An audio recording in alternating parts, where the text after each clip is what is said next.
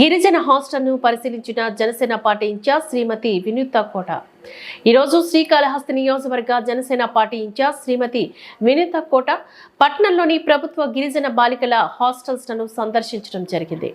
దాదాపు 650 మంది బాలికలు ఈ హాస్టల్లో ఉంటున్నారు. ఆడబిడ్డల సమస్యలు వ్యక్తిగతంగా అడిగి తెలుసుకోవడం జరిగింది. సమస్యల కుప్పగా హాస్టల్ మరియు పరిసర ప్రాంతం ఉందని తెలిపారు. గత ప్రభుత్వం 5 సంవత్సరాల్లో ఏమాత్రం పట్టించుకోకుండా గాలికి వదిలేశారని ఆరోపించారు.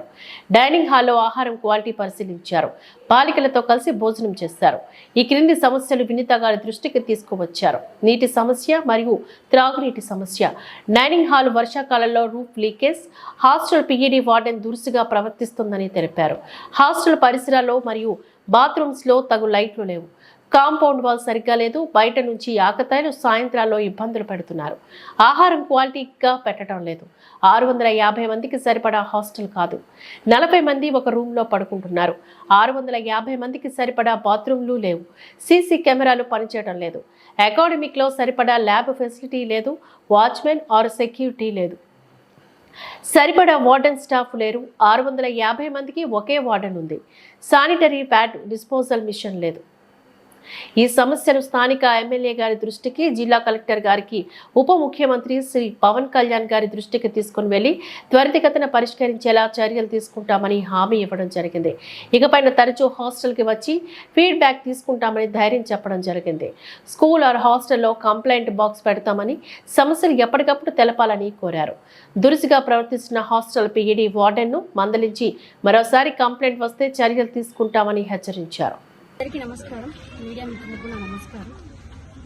ఈరోజు శ్రీకాళహస్తిలో ఎస్టీ ఉమెన్స్ హాస్టల్కి రావడం జరిగింది. ఇక్కడ సందర్శించడం జరిగింది. జనసేన పార్టీ నాయకులు, వీర మహిళలు అందరం కలిసి డిప్యూటీ సీఎం శ్రీ పవన్ కళ్యాణ్ గారి ఆదేశాల మేరకు, సీఎం నారా చంద్రబాబు నాయుడు గారి ఆదేశాల మేరకు ఈరోజు ఇక్కడ సందర్శించి వీళ్ళు ఎప్పటి నుంచో ఫేస్ చేస్తున్న ఇష్యూస్ తెలుసుకోవడం జరిగింది.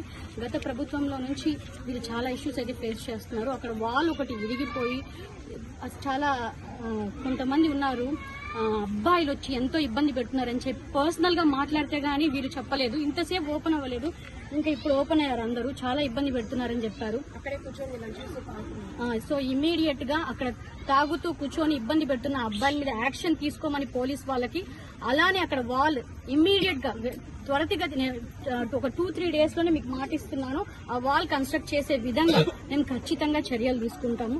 అంతేకాకుండా కొన్ని చోట్ల బాత్రూమ్స్ లో కూడా లైట్స్ లేవు, అండ్ ఆర్ఓ వాటర్ అండ్ రా వాటర్ కూడా ఇక్కడ లేదని చెప్పి తెలుసుకోవడం జరిగింది. గత ప్రభుత్వంలో ఎలా వదిలేశారంటే స్టూడెంట్స్ ని పట్టించుకోకుండా, ఆల్మోస్ట్ ఈ అమ్మాయి 5th క్లాస్ నుంచి ఇక్కడే ఉంది. సో ఈ అమ్మాయి ఇష్యూస్ చెప్తోంది నాకు. ఇవన్నీ ఖచ్చితంగా పవన్ కళ్యాణ్ గారి దృష్టికి, అలాగే స్థానికంగా కలెక్టర్ గారి దృష్టికి తీసుకెళ్లి త్వరితగతిన ప్రతి ఒక్కటి సాల్వ్ చేస్తున్నానని మీకు అందరికీ మాటిస్తున్నాను. అలాగే వీళ్ళు చాలా ఓపెన్ అయ్యారు, చాలా ఇష్యూస్, పర్సనల్ ఇష్యూస్ కూడా చెప్పారు. వీళ్ళందరికీ నా నెంబర్ ఇవ్వడం జరిగింది.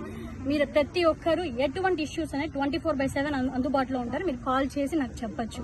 Okay madam, thank you. ఖచ్చితంగా కళ్యాణ్ గారి దృష్టికి తీసుకెళ్లి వీళ్ళందరికీ ప్రాబ్లమ్ సాల్వ్ చేస్తానని వీళ్ళకి మాట ఇచ్చాను. ఖచ్చితంగా జనసేన పార్టీ తరఫున కూటమి ఎమ్మెల్యే గారికి కూడా, సుధీర్ గారికి కూడా చెప్పి ఖచ్చితంగా వీళ్ళకి మాట ఇచ్చినట్టు అన్ని ప్రాబ్లమ్స్ ఇమీడియట్ గా, మహిళలు ఇబ్బంది పడుతున్నారు, పిల్లలు, ఆడపిల్లలు, పసిపిల్లలు ఇబ్బంది పడుతున్నారు. 5th క్లాస్ నుంచి ఇంటర్మీడియట్ 2nd year వరకు ఇక్కడ ఉన్నారు.